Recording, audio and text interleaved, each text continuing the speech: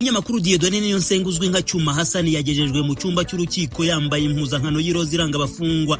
Yararinzwe bikomeye n'abacungagereza abohesheje amapingu ku maboko.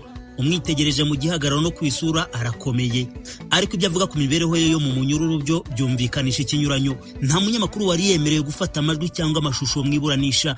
Nyuma yo kwibutsa iby'itegeko riteganya kuri iyi ngingo, umucamanza mu rukiko rw'ubujurire yategetse gufatira telefoni z'abanyamakuru mbere yuko atangira iburanisha kugera rirangiye. Niyonsenga yavuze ko gereza afungiwemo itamworohereje kugera rirangiye. Niyonsenga yavuze ko gereza afungiwemo itamworohereje gutanga imyanzuro isubiza ku by'ubushinjacyaha bwanditse mu bujurire. Yavuze ko icyemezo cy'urukiko rukuru cyategetse ko ahita afatwa agafungwa cyamugizeho ingaruka zikomeye. Yavuze ko abagiye kumuta muri yombi bamusahuye ibikoresho bye by'akazi n'ibya kampani Shema TV abereye umuyobozi. Cyuma avuga ko afunzwe ku mpamvu za politiki.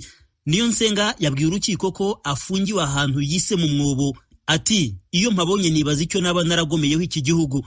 Yavuze ko afungiwe mu kato ka wenyine ahantu habi hamuteye kurwara umugongo. Cyuma Hassan yavuze ko yota izuba isaha imwe ku munsi kandi ko byamuviriyemo ubuhumyi. Mu magambo ye yavuze ko hari n'abantu bahekuye igihugu bafunzwe neza. Avuga ko aho afungiye nta nyamaswa yahafungirwa. Umunyamakuru Niyonsenga yabwiye urukiko rw'ubujurire ko inzego z'umutekano zamufashe zimufunga mu buryo bunyuranije n'amategeko. Umunyamategeko umwunganira Gatera Gashabana yakunze gutsimbarara ku nzitizi yo gusaba ko Cyuma Hassan yafungurwa by'agateganyo yisunze ingingo z'amategeko areba imanza z'inshinjabyaha. Gatera Gashabana yibutsa ko inzitizi y'ifungwa ry'agateganyo itangirwaho urubanza rwaba rugeze kandi umucamanza agategekwa kuyifataho icyemezo mbere y'urubanza mu mizi.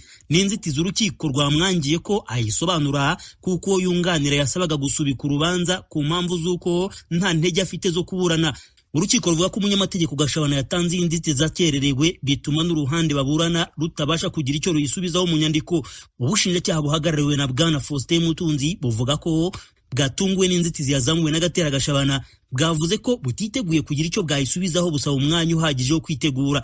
Umushinjacyaha yasobanuye ko niba hari amakosa yabayeho mu kujya guta muri yombi Cyuma Hassan byabazwa babikoze, amategeko akabibaryoza ku giti cyabo. Umunyamategeko Gashabana yavuze ko kuba ubushinjacyaha butiteguye gusubiza ku nzitizi y'ifunga n'ifungurwa ry'agateganyo ari uburenganzira bwabwo. Avuga ko iyo ageze kuri gereza bimugora kumuhuza n'uwo yunganira. Asobanura ko gereza ifatira inyandiko zose zijyanye n'urubanza ku buryo bigoye ko habaho ibanga ry'akazi n'uwo yunganira.